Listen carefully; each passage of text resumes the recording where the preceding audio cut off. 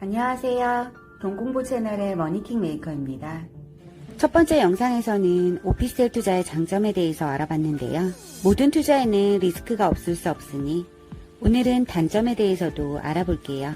오늘의 돈공부 오피스텔 투자의 단점입니다. 1. 황금성. 오피스텔은 아파트나 상가에 비해 안정적인 수요층이 부족하기 때문에 매도가 원활하지 않을 수 있습니다. 또한 대부분의 수요자들이 실수요이거나 고정적으로 월세를 받는 임대수익형 부동산으로 인식하고 있기 때문에 투자 매매 시 수익률에 포커스를 맞추는 경우가 다반사입니다. 하지만 이 과정에서 분양회사는 실제보다 높은 분양가와 무리한 월세로 거품을 만들게 됩니다.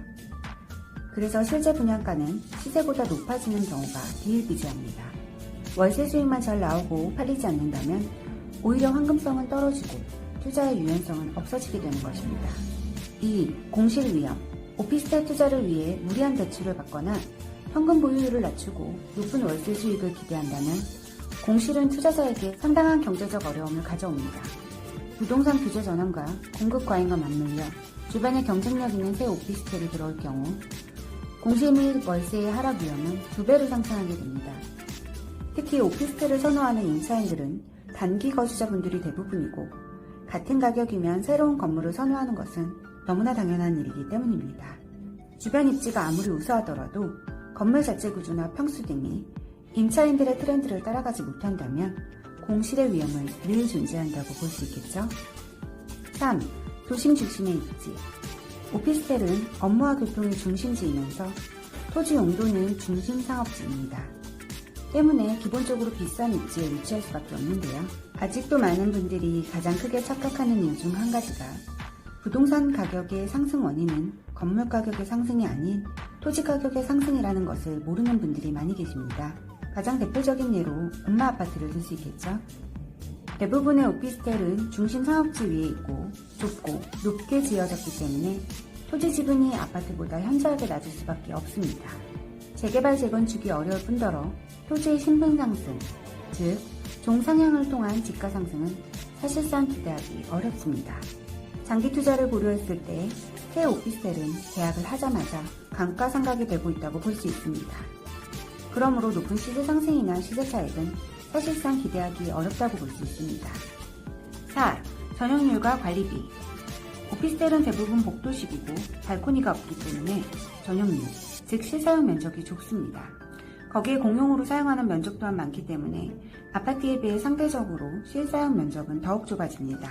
실사용 면적만 비교했을 때 1순위가 아파트, 2순위는 아파트, 3순위는 오피스텔 순위라고 생각하시면 됩니다. 오피스텔은 평균 세대수가 100세대에서 200세대가 보통으로 이에 따른 공용시설 분담금 또한 높아집니다. 이는 관리비 부담이 높아지는 이유이고 만약에 공실까지 생긴다면 대출이자와 관리비 부담까지 더해질 수 있습니다. 5. 세금. 업무용과 주거용 오피스텔은 분양 면적, 분양 가격과 관계없이 무조건 4.6%의 취득세가 과세됩니다. 이는 아파트와 비교해 본다면 적게는 2배, 많게는 3.5배까지 높다고 볼 수 있는데요.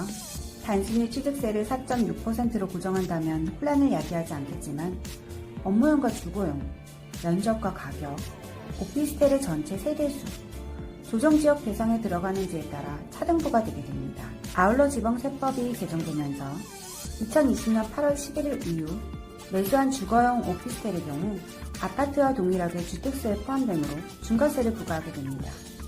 단 2020년 8월 이전에 취득한 경우는 분양권 상태였기 때문에 주택수에 포함되지는 않습니다. 일반인들이 상당히 헷갈릴 수 있는 부분인데요. 예를 들어 한 개를 기준으로 한다면 해당 세율에 따라 4.6%를 과세되지만 조정지역 대상지는 8%를 과세하고 거기에 한 채가 더 있다면 12%로 중과세를 적용하게 됩니다. 하지만 1억 미만 오피스텔은 주택수에 포함되지 않습니다. 6. 수익률과 변동성. 오피스텔 소유자의 대부분은 직장을 구해 독립한 사회초년생이거나 대학생이 절대적일 수밖에 없습니다. 또한 업무용의 경우는 임차인이 전입신고를 할 수 없기 때문에 계약기간이 평균적으로 단기입니다. 임차인의 변동이 수시로 이루어지면 변동 시마다 발생하게 되는 중개 수수료, 내부 수리, 유지 보수 비용 같은 추가적인 비용이 발생하게 됩니다. 특히나 좋지 못한 임차인을 만나게 되면 월세를 밀리는 일로 골치 아픈 경우가 예상외로 빈번합니다. 1년에 한두 번만 문제가 생기더라도 수익률의 변동폭은 무시할 수 없습니다. 지금까지 오피스텔 투자의 장단점을 알아봤는데요. 정부가 8월 2일 부동산 대책 후속 조치로 전국의 투기과열지구와 조정대상 지역 내 오피스텔 분양권 소유권 이전 등기 시까지 전매를 제한하기로 했습니다.